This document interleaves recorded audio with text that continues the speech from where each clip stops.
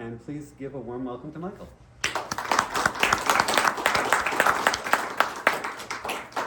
Thank you.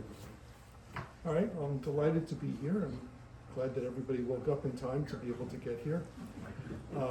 Before I get started, I just want to make sure that if you have a question and you don't have a hippocampus that works really well at storing that question for half an hour or so, and you have to ask the question right now, please don't restrain yourself, raise your hand, and I'll do my best to answer it. I can get right back to the subject reasonably well, all right? But if you want to hold your questions to the end, that's fine too. All right. So I have been accused by friends and other people for being an evangelist for these two people who both lived in Fayetteville and called Fayetteville home for as far as how they identified themselves. So I think that they lived in a very dynamic time. I'm going to try and tell you, put a little bit in context, and then talk about each one of them, give a short biographical description of them and how they fit in. All right, let's see. There we go. All right, so this is a quote about Matilda Joslyn Gage.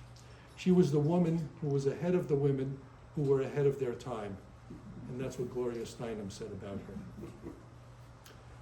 As opposed to Grover Cleveland, this is from Joseph Pulitzer, a famous man who came up with or donated money because he was trying to assuage his guilt as a yellow journalist in New York City. He's an honest man, he's an honest man, he's an honest man, and he's an honest man. And that really, it was high praise for somebody who was living in the world of Tammany Hall.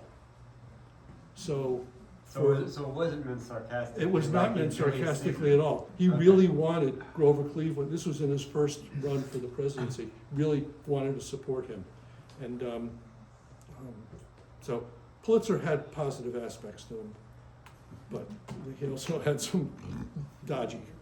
Okay, so I'm going to give you a little bit of context about the 1800s. I can argue, and I will right now, that the 1800s were the most dynamic and most progressive time in the history of humankind. More changes happened during the 1800s, fundamental changes to life, than at any other time in our existence, except maybe when the wheel wasn't created. Travel became so much easier because engines were generated. Engines that ran on steam, ran on diesel, ran on various other power sources. So instead of depending upon the vagaries of the wind, you could actually say, I'm going to leave this place here and get to this place here in a certain amount of time, and it's reliable. That changes things a lot. We take that for granted now. Automobiles, trains were created during this century. Lots of things happened. So we became more independent of the weather as a species. The electric light bulb and a lot of other electrical appliances came to the world. Being able to extend the day changed everything. We wouldn't be here right now in this room without having electricity, whether it's showing here or whether it's just having the lights. It just changed everything. You didn't have to have Abraham Lincoln sitting there with a candle trying to read at nighttime. And then leisure and documentation and communication were all changed. The camera was created, the phonograph, the ability of recording sound, communication, telegraph, and the telephone. This is all stuff that we just take for granted, but that was the 1800s. Everything changed for people. All right, so with that as our background, what were some of the other things that were going on? And why am I here talking to a group of, I'll call you free thinkers. I like that term a little more than humanist, but that's okay. Along with these changes came the propagation of new religious ideas. new ways of expressing faith, new ways of trying to understand the unknowable, which is really what a religion is all about. And at the center of all of this, I'm going to distill this down, kind of like a Ken Burns distillation, was the Erie Canal.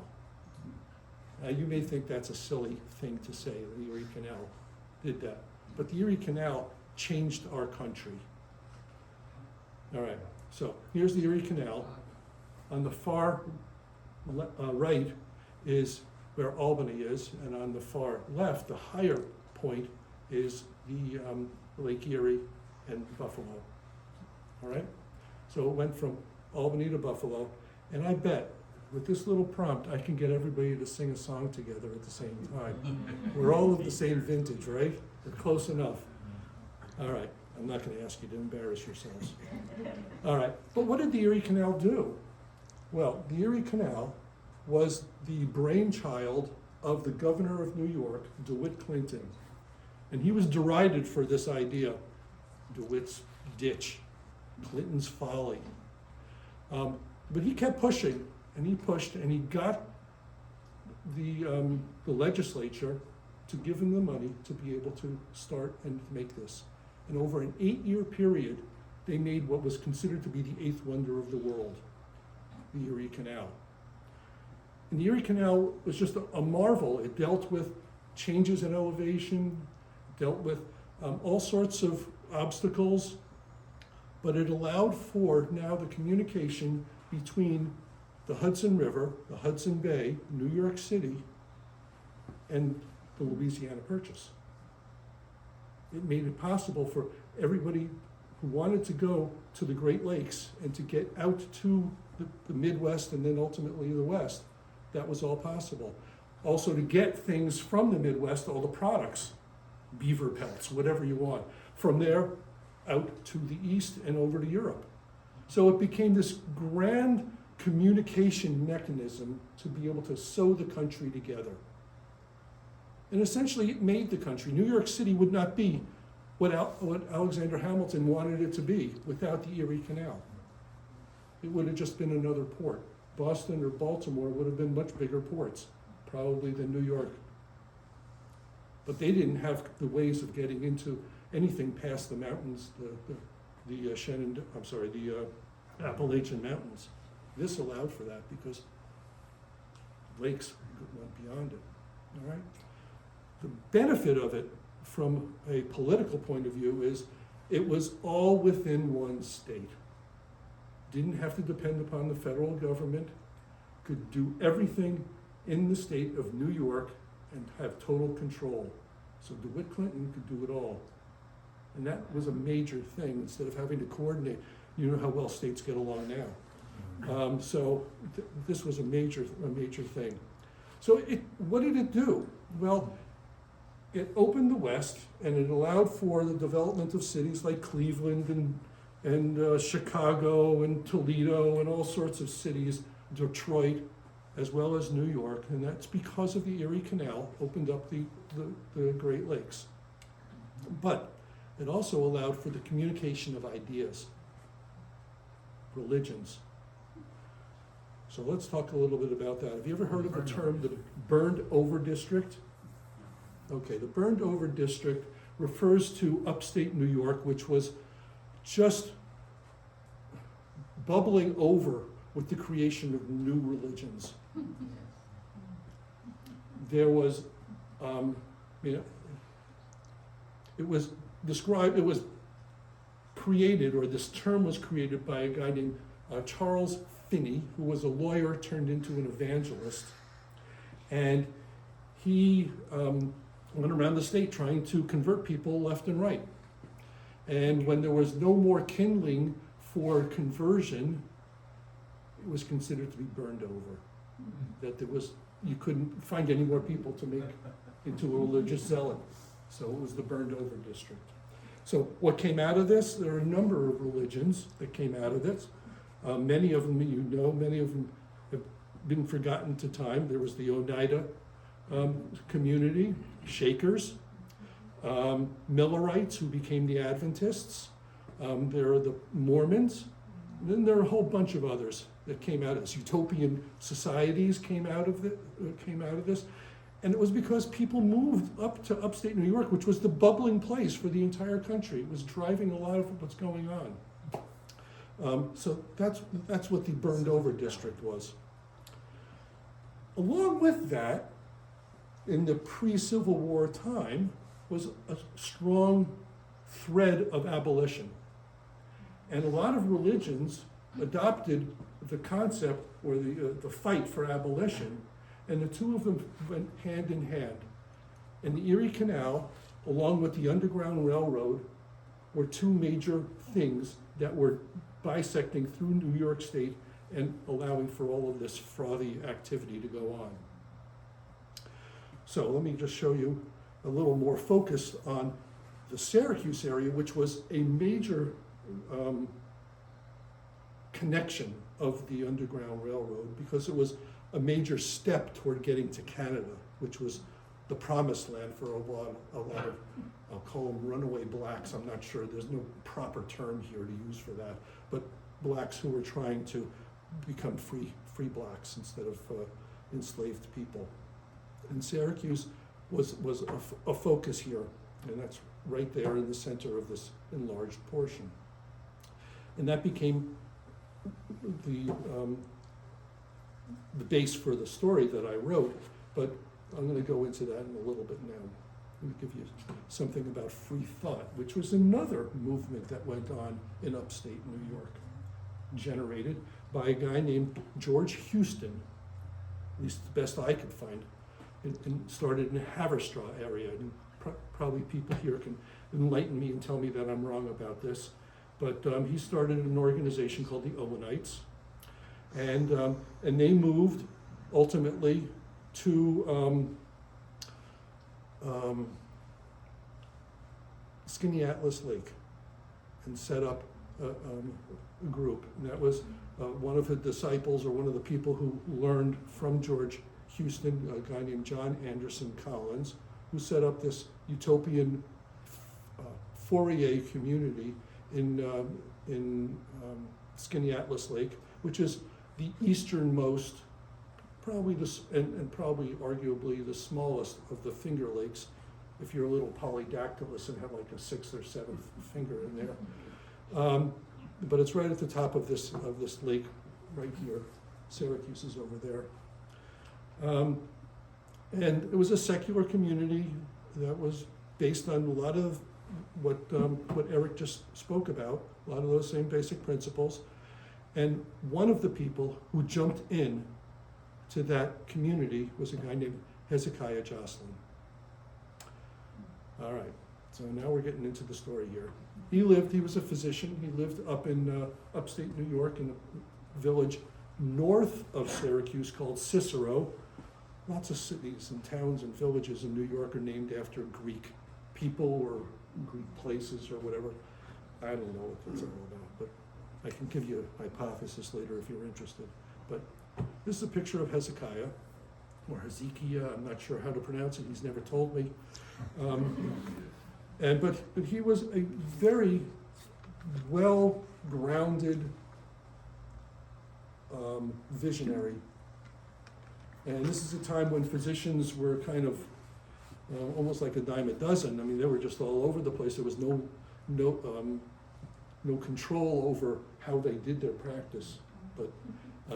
But he was a very conscionable guy, very well respected. He founded the Liberty Party, which is a short-lived party, and he ran for the presidency, he ran for the governor of New York. Did not succeed, obviously. Nobody from a third party has ever won anything of substance, unfortunately. And this is the house. Ooh. This is the house where they lived. Doesn't exist anymore. And he established his house as a pretty well-to-do house for its time, and he did reasonably well financially. And he married a woman named Helen. And I think this, if you look carefully, it took me a long time before I actually realized this. There's a woman sitting right there. which I didn't even notice for like months and months after I got this image. I think that's the only image, or one of only two images of Helen, Helen Joslyn. She was a Scot who came to the United States as a young child. She was very musically oriented, and they had the only piano, and it was supposedly quite a piano, but the only one for miles and miles around. And she played and she taught piano, but the two of them had one child together, Matilda Joslyn, and they put all of their energy into this one child. They taught her at home. She learned Greek and Latin. She learned mathematics. She learned biology, physiology, all at the knee of her parents, particularly her father, who was schooled in a lot of this as a physician. And the intent was that she was going to become a physician. She applied to Geneva Medical School, which was one of the few schools that at least accepted her application, but was not willing to make the step and say, you can be a medical student here as a woman. So she was denied acceptance. She would have been the first female medical physician in the country. Okay, so, wrong way. Thank you for the bomb. So who was Matilda? This is a small image of Matilda. Matilda, as I said, grew up in Cicero, and there she met a person who she eventually married, a guy named Henry Hill Gage. They got married, and she changed her last name. Whoop, jumping ahead here. And this is the genealogy, the best that I could recreate of the family, of her ancestors and of her descendants. And we'll come back to this in a few moments. And after they got married, they moved to Syracuse for a short time. Then outside of Syracuse, not to a place of unknown location. And then they moved to this little village, which was named after the Marquis de Lafayette. It became Fayetteville. He actually made a visit there on his last visit to the United States, where he was trying to make up for money that he had lost fighting wars for other countries. So this is obviously not an old map. This is a Google map. But right through the middle of Fayetteville, there is a road that goes through it. It's called Genesee Street. And if you go on Genesee Street, there is a historical marker that will say Matilda Joslyn Gage lived here. And she lived there from the time 3 years or so, 4 years after she got married until she died. And she was there for about 30 plus years. And the house looks something like this. It was purchased by a woman named, why am I blanking on her name? Wagner, and she bought it to fix it up and to make it into the Matilda Joslyn Gage Foundation and Justice Center, which is where it is now, and that's what Eric was referring to. It looks pretty much like the way it does there. She did a really lovely job in recreating it, and it's beautiful. If you do get the chance, it is a hike from here, but it's definitely worth it.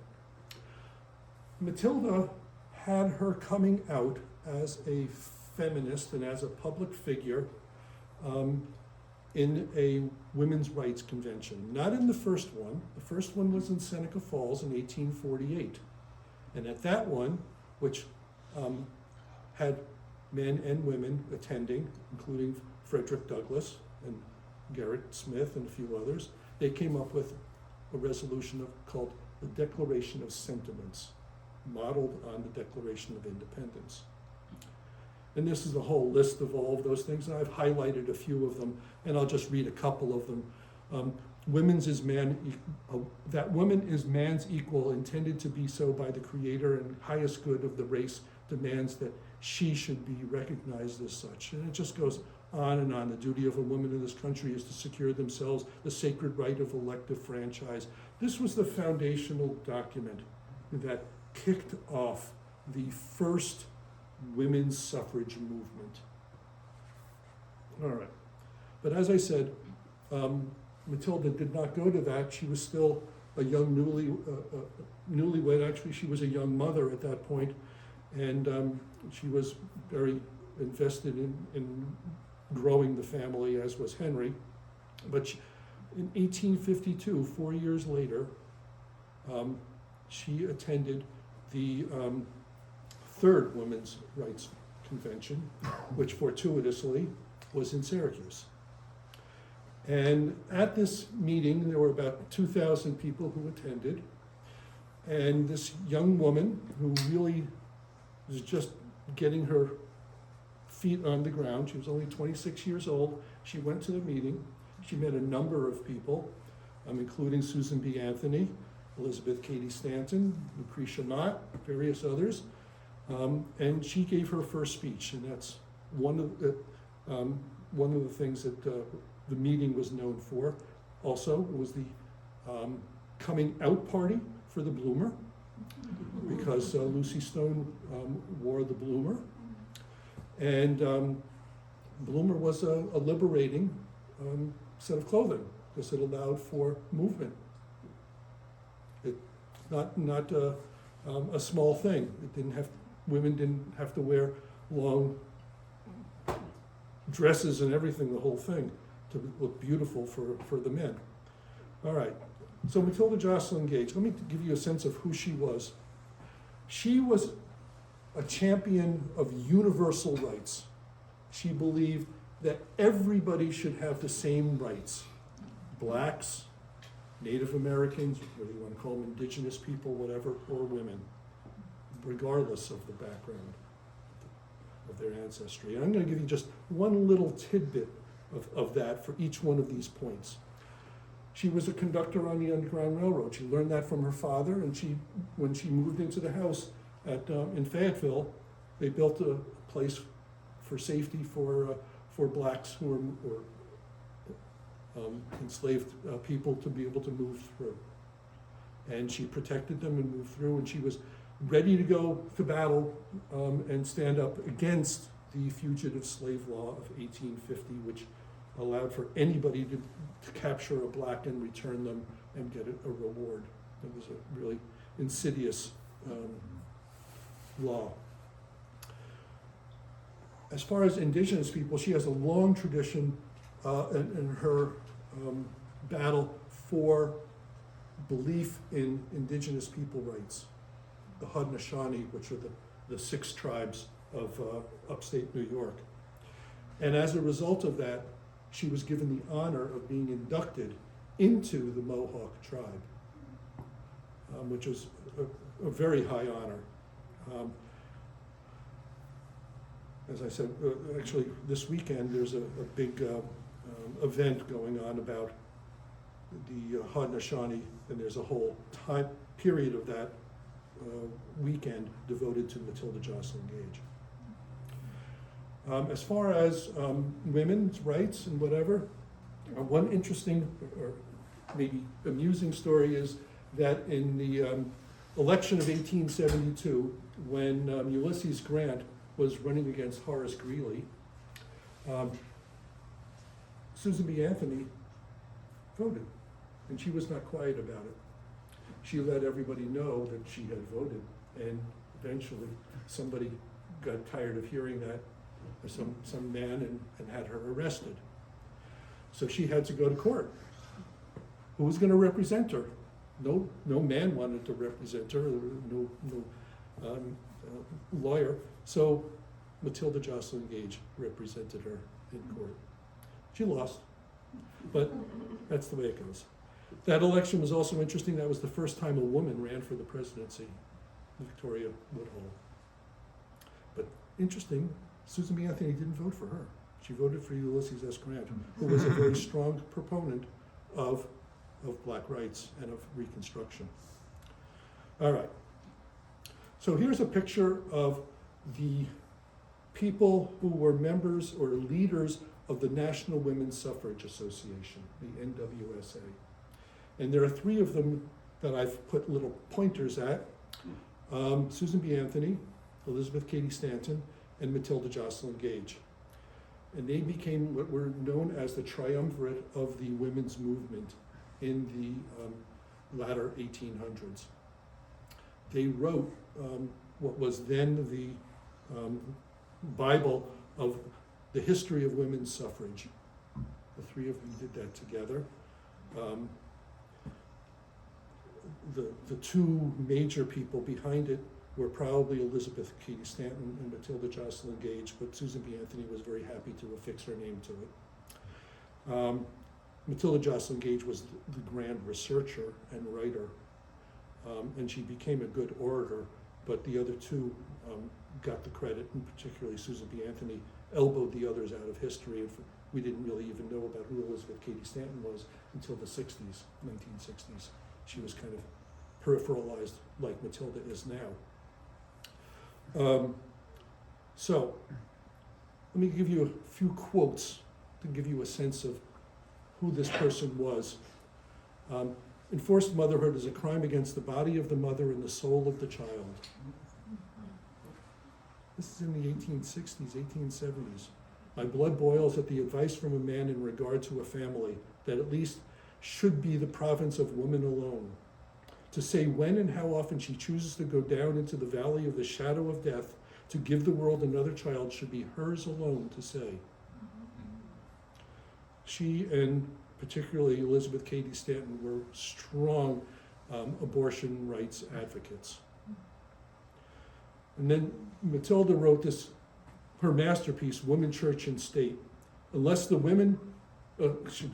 American women rouse to the instant action, we shall soon find our government turned into a monarchy, church and state united, and the people no better than serfs. I thought that would speak to you. Why is the word soon in there? Women should unite upon a platform of opposition to the teaching of the aim that ever most unscrupulous enemy of the freedom, the church. She was very spiritual, don't get me wrong. She became a theosophist. She was brought up as a Methodist, and then she had an evolution and she became a theosophist. But so she was still spiritual. For the questions that she couldn't answer, she said, "Okay, there's something out there. I don't know what it is." But she really reviled the patriarchy of the structure of the church. She found that so antagonistic to our freedom.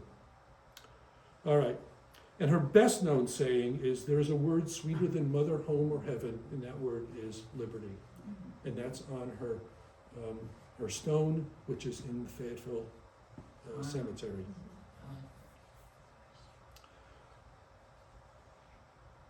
All along, even if you didn't really know who Matilda was, I'm going to argue that you probably did know who she was, subliminally. So this is the genealogy. I said I'd be coming back to it again. And if you notice, they had 5 children. 1, 2, 3, one died. 3, 4, 5. All right. The youngest, Maud, married a man named L. Frank Baum. You know who he is? Good, good. Well,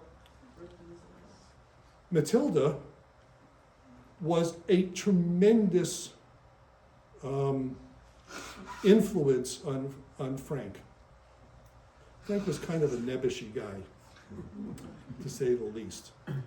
But what he wrote, his first book that became a success was something called Father Goose. And then from that, he wrote The Wonderful Wizard of Oz, which was the first of a series of Oz books. And when you think about the Oz books focus on a young girl or young woman who was a very strong, curious young woman, Dorothy. Dorothy happened to be named after Maud and Frank's niece, who died young. But how many stories, other than the Jane Austen stories, do you know of that focus on a strong woman? There aren't that many. This is one of the first. And it was Matilda putting all of these thoughts and having conversations with Frank, really encouraging him to get his ideas out, which were essentially her ideas in a way, and get them into paper and get them out. The book came out 3 years after she died. The book came out in 1901. She died in 1898.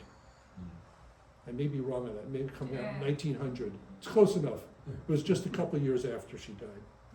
And here's a picture of Maud, an older Maud, who took over after Frank died to make sure that copyright and all these other kinds of things were honored. And she's sitting next to, anybody recognize? Judy Garland. Yeah, Judy Garland. Now, here's a still, or a cell, excuse me, from the movie. Now, who were the three characters? Dorothy and Auntie M and Uncle Henry. Auntie M and Matilda, Uncle Henry. There you go.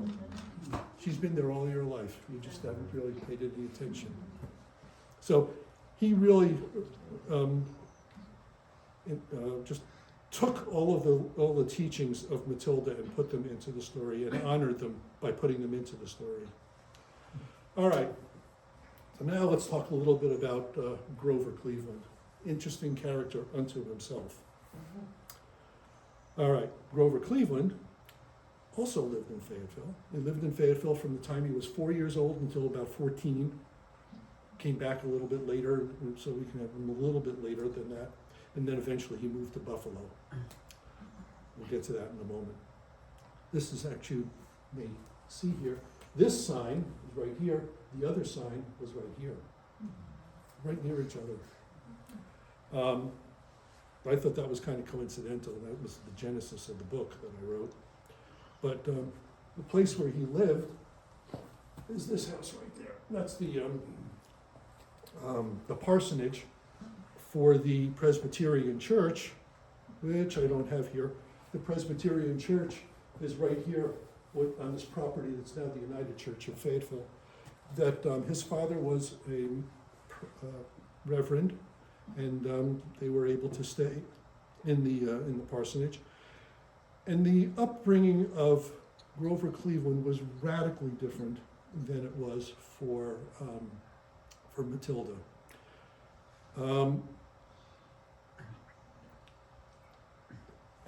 Reverend Cleveland was a very well-learned man, a little bit on the austere side. He was Presbyterian, and but he married a woman who was a very much of a socialite, Baltimore socialite, Ann Neal, and they had 9 children. Already different than Matilda, and Grover was the middle child of that, and he was a pistol.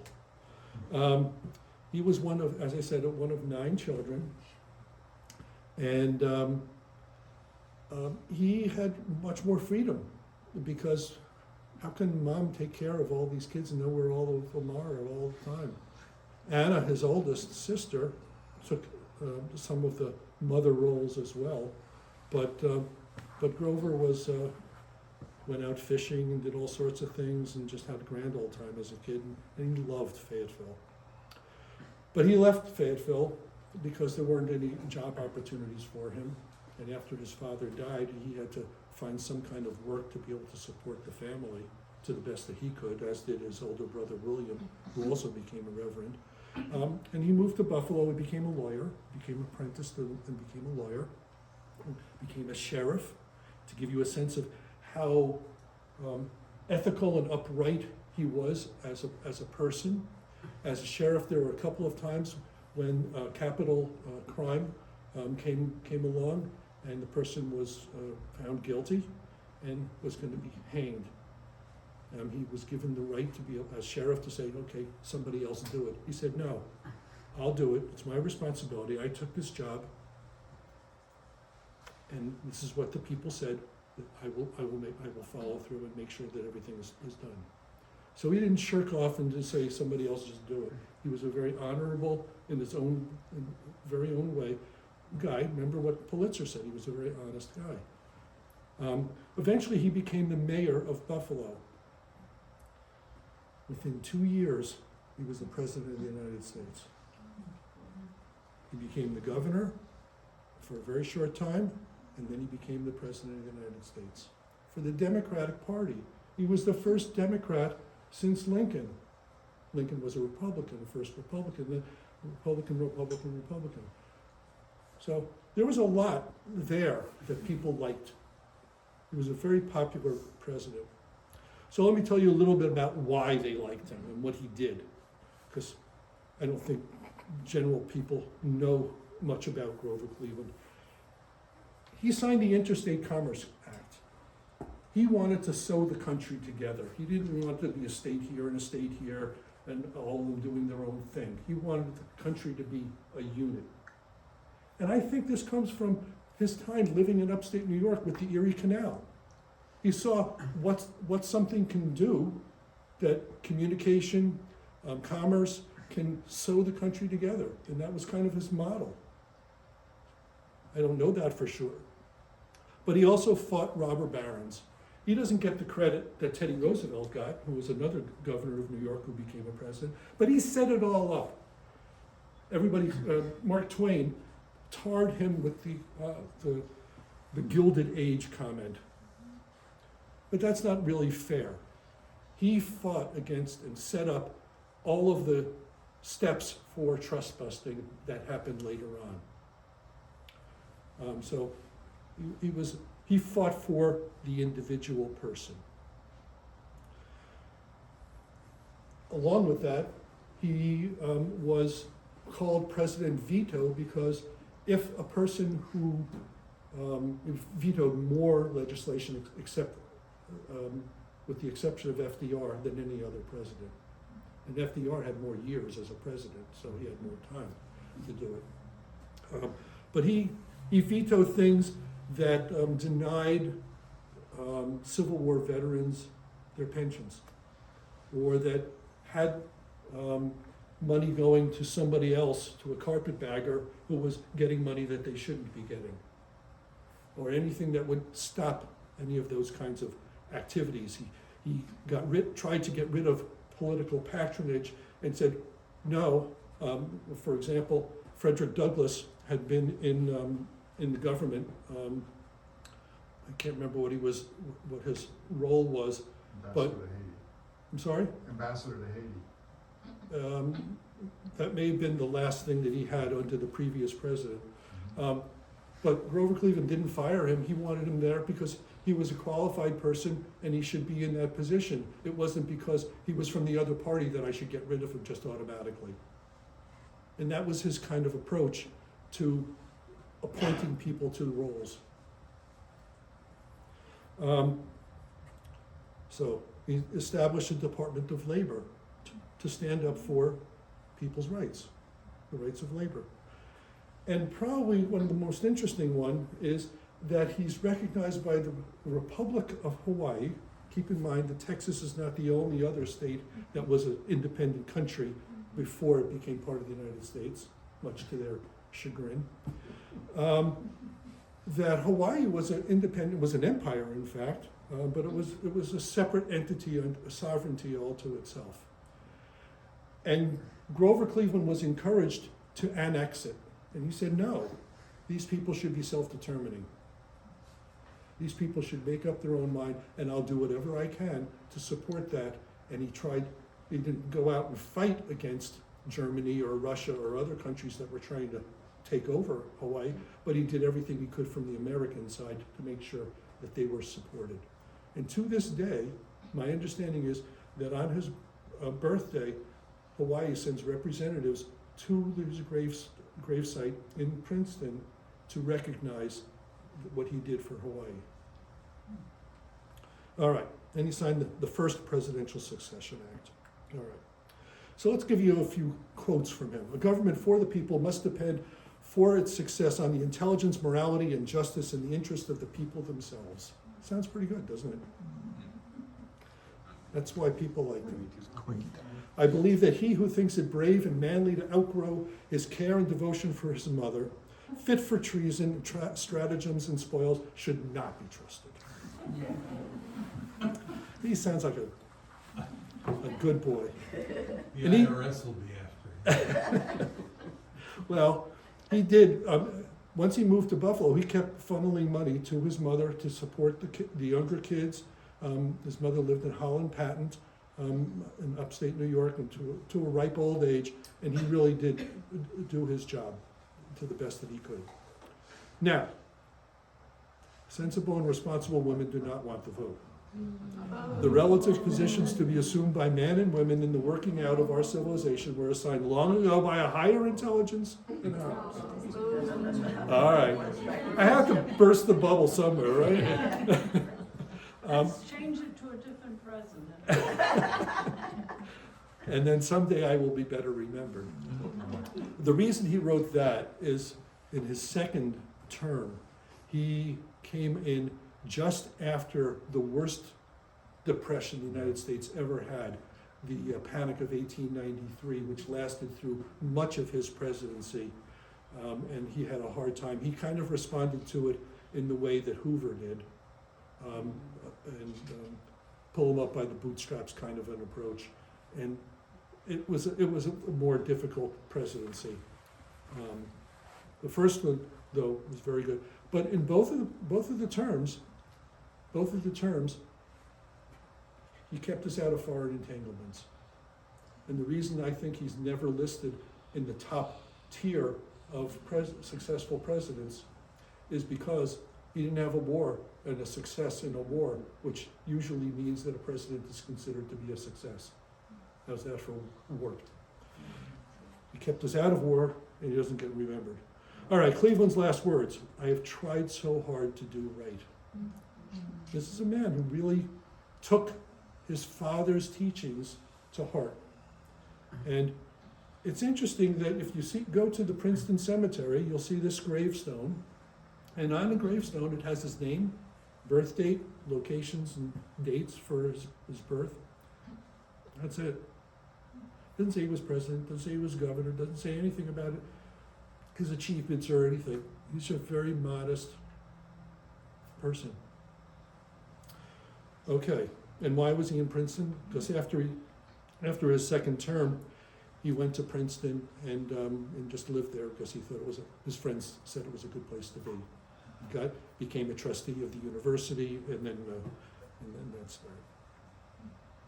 there. All right, so some things that he's known for. Well, he was the first president to be discontinuous terms, but he was one of only 3 presidents to win the popular vote 3 times in a row. That says something, particularly for a Democrat in that time period. You think of the other 2 presidents just by chance? Anybody know?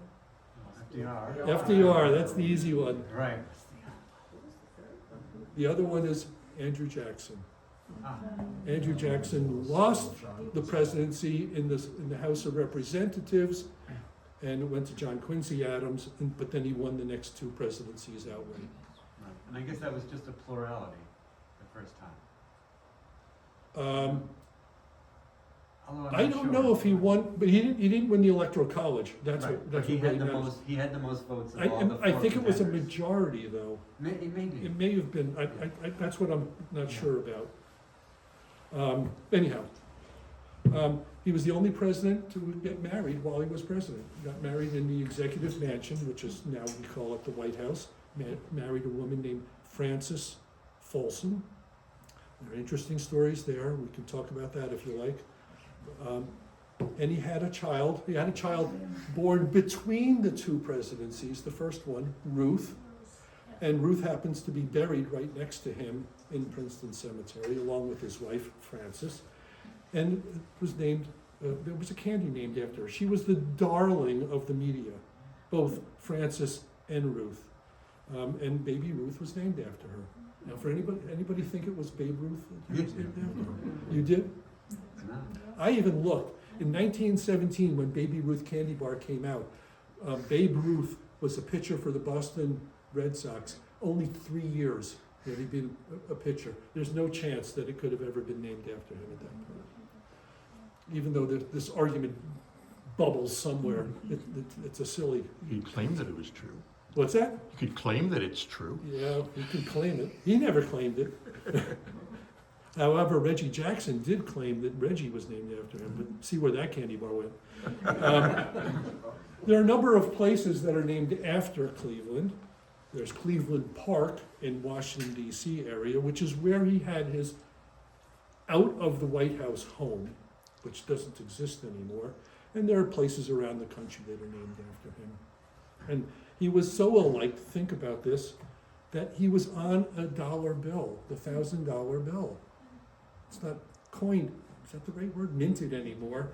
But how many, you only put somebody on that you really think highly of. But he's not largely been lost to history.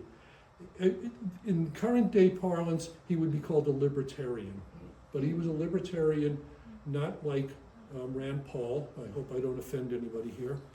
And he was a very ethical libertarian that believed in the rights of individuals.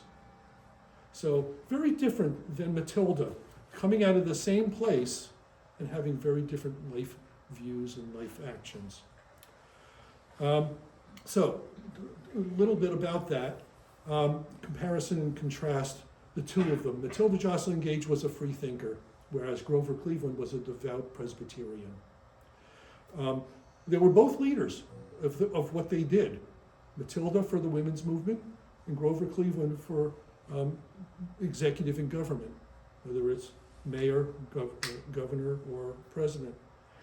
And were they radical? Well, they were somewhat radical.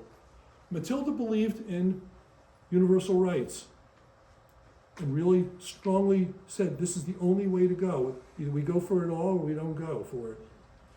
And that led to the schism in the women's movement, where Susan B. Anthony went off into the arms of the American women's suffrage movement or association as opposed to the national. And they jumped in bed with the religious right, with temperance movement, and that's the direction they only went for the vote. And that led to the first schism in the women's movement.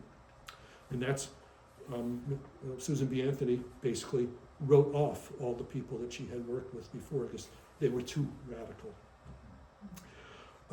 And Grover Cleveland was radical because he was the only Democrat between 1861 and 1913. It's a big chunk of time. But their ethics were a little bit different. Clearly, both believed in personal rights. They couched them and fought for them in different ways. They believed in universal rights and respect for everyone. But the foundation was going for liberty and going for honesty. So there were a lot of similarities between the two, but how it was expressed was quite different. Anyhow, their birthdays are coming up, very much just around the corner. Grover just in, what's today, the 9th, so 9 days will be Grover's, and go on over to Princeton, there'll be in the morning, there'll be some events going on, and Matilda's only not even a week later, she has a birthday, and she actually died on Grover Cleveland's birthday in 1898. So there's been a lot of interesting things between them. Did they ever really, even though I imagine that they met each other, did they ever really meet each other? Yeah, the answer is yes. Grover Cleveland, at the end of his first presidency, invited all of the heads of the women's suffrage movement to come to the executive mansion and have a celebration or whatever. How's that for somebody who really doesn't support the women's vote? He brought all the people from the other side over to his place to celebrate them. But they met each other, and I have a hard time believing that they both came from Fayetteville and they wouldn't have had a conversation about it. But there's nothing recorded about it. And Matilda's other famous line at the end of her speech at the third Women's Convention, onward, let truth prevail. And that's the truth. So I encourage you, I didn't come here largely to sell books, but I encourage you to learn more about these two remarkable people, they still have a lot to teach us about civility, ethics, and conducting our lives in conscionable ways. And I think that we can still learn a whole lot from them. So I encourage you to do that. If you're interested, I'll be signing books over there, and I'm happy to answer any questions you have.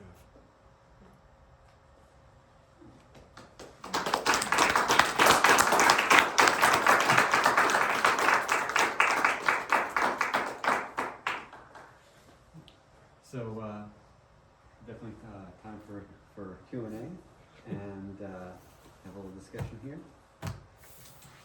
Any questions? Oh, Yeah, go ahead, I'm not Rose. sure if you mentioned this in the beginning, I heard something, but I didn't really understand what you said. Why in New Jersey, I think in Caldwell or somewhere, isn't there a thing, Grover That's his Cleveland's Yes, birthplace? That's his birthplace, yep. Yeah, the building is still there, and they are in the process. It's owned by the state of New Jersey. It's not a part of the National Park Service. It's interesting. His birthplace. I'm sorry? That's okay. Oh. They're in the process of renovating what used to be the barn in the back into a presidential library. They're collecting funds to try and build it up. But right now, there is the building that he grew up in, where he was born. It's the parsonage for the church where the Richard Faley Cleveland was serving. And that's right there. I can't remember the name of the road, but it's right on the main drag. It goes right through Caldwell. Brookfield Ave. Thank you. Yeah. Yes. You have to make sure that your book is one of the first ones that go in the library. Okay. I hope they have it over there, but I haven't spoken to them recently. That was where I launched my book, at the birthplace. I had a dual launch because their birthdays were so close. I had the first one at Grover Cleveland because his birthday is just a little bit before, and then I went up to Fayetteville Library and did it the next week there. I have one more thing to add about, it has nothing to do with the two people you talked about, but we've been to Fayetteville, and they have something very unusual there too. If you ever go there, they have a no, they have that lake. Oh, those are beautiful lakes, green lakes. Yeah, I've been to the Green Okay. Lake, and it's interesting because the meromictic means that the layers of the water don't mix, That's right. and so you can look all the way straight It's down. it's very clear, and it's green water, Yeah, and it was deposited because it was at the edge of the glacier as it was receding. Yeah. So the water was going over, it was a waterfall, and then just like any place, if you have water going into sand, it makes a little hole right there. And those are the Green Lakes, those holes, and right at the bottom of the the waterfall. reason they don't mix is the bottom layer of the water is very saline, so it's dense. It's heavier. It's heavier, it's yeah. dense, and it doesn't mix Yeah. with the other layers, and it's wonderful because you can really look all the way down. They're beautiful, yeah. Gorgeous. But it's also, Fayetteville's also the home for Stickley, the two Stickleys. Mm-hmm. If you know of Stickley Furniture, the arts and crafts movement in the country was very strong up in that area. Yes? Why and how did you get interested in these two sort of unknown people? Well, I was living in Syracuse. Oh. I was a professor up there, and I lived about half a mile away from the main road that goes through Fayetteville. And I was just walking along one day, and I saw this sign for Matilda, Joslyn, Gage, and I said, "That's interesting. Never heard of her before." And then my wife, just by chance, said, "Hey, I just heard about this one woman show. She's going to be portraying Matilda, Joslyn, Gage." And we went to go see the show, and then I was just gobsmacked, and I said, "There's got to be something here." And then shortly after that, I saw the sign, historical sign for Grover Cleveland, and said, "Wow, those dates, look at them." I said, "No, that means that they didn't meet each other." But if you're going to write fiction, you can do whatever you want. Whatever you want. Do whatever you want. Yeah, which was hard for me as a researcher. I wanted to stick to the truth, to what I knew was the truth, but I said, Why was she forgotten? 'Cause I didn't know about her. well, the easy answer to that is that Susan B. Anthony took the credit. And Susan B. Anthony just moved on and didn't want the people who were behind the universal rights movement to get any credit. That's the easy answer. The more difficult answer is that people are designed to forget. There's only so much you can remember, you can have access to. So is there any way we can remember everybody that preceded us? No.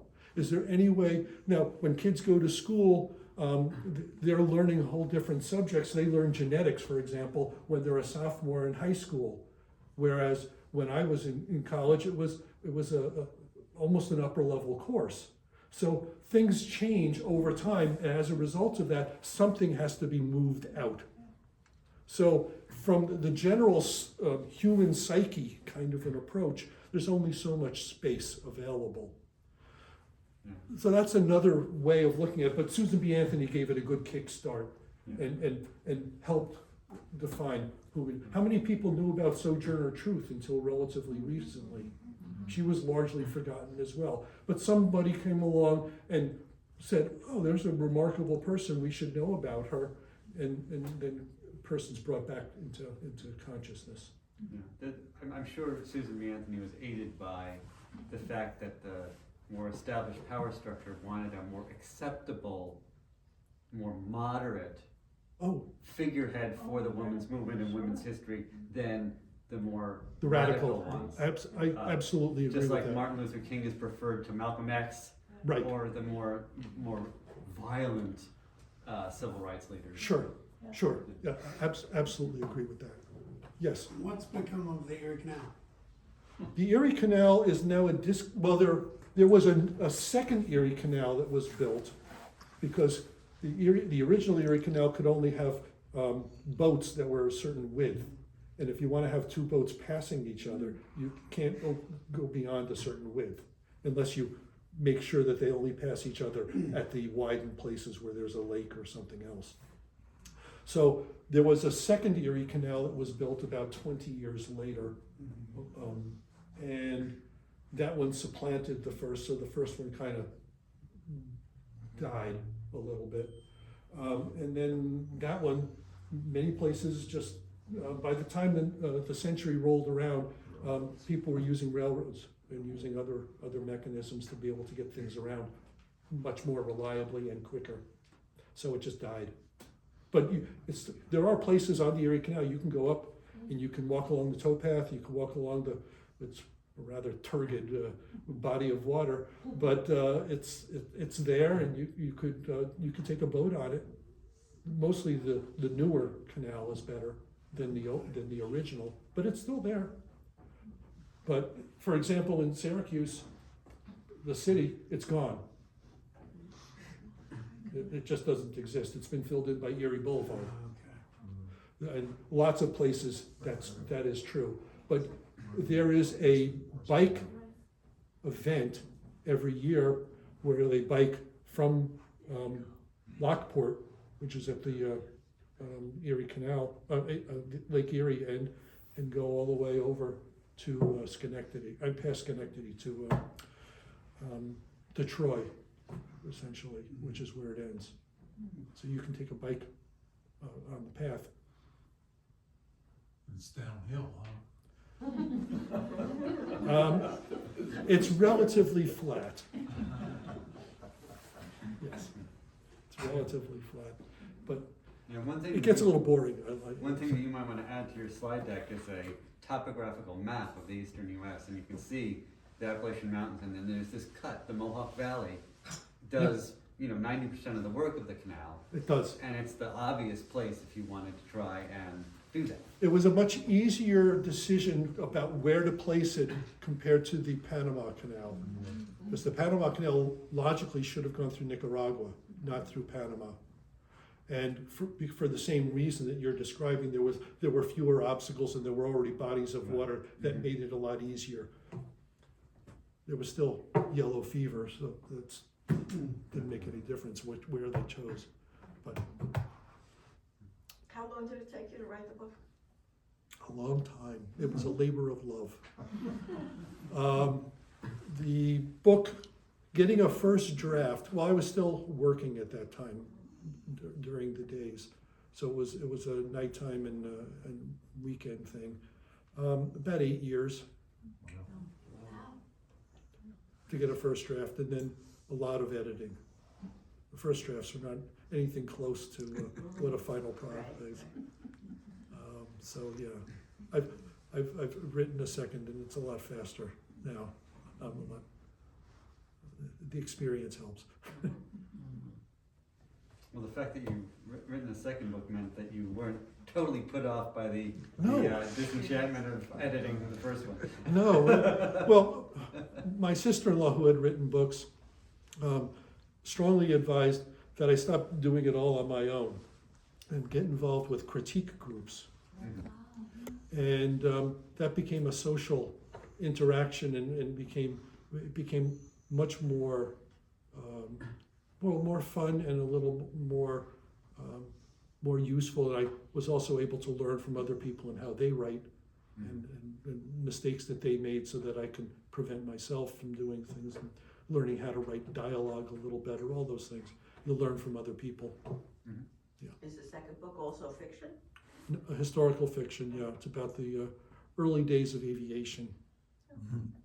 How did you find the publisher, and is that publisher interested in the second book as well? He is interested in the second book. I'm not sure whether I'm going to go with him or not, but how did I find it? It took a long time. I tried for years, probably 2 or 3 years, to try and find an agent. Boy, what a frustrating experience that is. And then after you get an agent, if you get an agent, which I did not get, you then have to wait for them to shop it to find a publisher, which is going to take another 2 or 3 years. And then you go through another editing process. So it could delay the whole thing a good 6 years easily doing that. But after the frustration, I decided to look at smaller independent publishers that I could approach directly rather than going through the intermediary of an agent. Did you consider Prometheus Books, the outfit that Paul Kurtz founded? He's a early humanist guy. I know of it. I don't know that, I think I know of it now, but I didn't know about it then. And he's also a New York guy. is he? He was up in what is the name of? I forget the name of the town that he was, but he was a professor in Amherst, New York, I think. But in any case, Okay. yeah, he founded this press that might be a possibility. Okay. Yes. I just wanted to, first of all, congratulate you that you wrote a book. I think that's amazing. A lot of people say, oh, I could write a book, but that shows the dedication. But I loved your comment and what you wrote about the bloomers, because we just watched the Oscars, and I went up to Seneca Falls, and there's a lot of, the Women's History Museum is fantastic, and there was the women who wore the dress of the day. It was confining, it constricted your organs, you couldn't breathe, you were faint all the time, your dress was catching on fire. And they saw the Native American women who were wearing loose clothing, pants, they could run, they could hunt. Like, they were amazing, and their ability, their strength, and they were jealous. They're like, what, why, I can't breathe, and so they started developing this, just their sartorial restrictions of women back at the time kept them in a passive way, just because they were just making themselves sick. And then cut to today, I'm watching the Oscars with my mom, and I'm like, these dresses, like, how do you sit in that dress? Like, this weird, crazy. And funnily enough, I listened to a Dana Carvey Carvey, David Spade, Saturday Night Live podcast. And Dana Carvey, they're not political at all, but he's like, I don't know if I'm liberal, but I notice all the men are all covered, they look very comfortable in their suits, and the women have to show their collarbones. Like, he's a very conservative the way he talks, but he's like, it just seems so, like, and then they stop talking about it immediately because you know they would go down this. And I feel like that's a very interesting thing that somebody who's doesn't really talk about the patriarchy at all. That in a nutshell is like how we're still very adorned, like we're little ornaments, and men are just comfortable with their suits. Except for Oprah. I think Oprah had like a suit kind of thing on, so I was like, yay. But I just wanted to point that out and thank you for bringing that out. The history of women's fashions or clothing or whatever is fascinating, just for a lot of the reasons that you just raised. Yeah. Yes. You know, we have an area here at Brookdale that used to be the phalanx, talking about rumors. All the A 4 years phalanx, yeah. Is your new book dealing with phalanx and all the thing? Don't know anything about it. You know nothing about it? No, but I'm happy to learn. Oh. But it's similar to the Owenites. Oh, You okay. mentioned the Owenites. Yeah, yeah. And Robert Owen. Robert Owen was a bizarro guy. But, Most of these guys were. Oh yeah, we had. because he also had this mystical cosmology that involved Yeah, we had. Yeah. all sorts of crazy stuff. But yeah, the Fourier and the phalanxes, there were a number Oh, of okay, I phalanxes just didn't know throughout the that United term. States. I know They were utopian communities. Okay, I certainly know the Fouriers. I just didn't.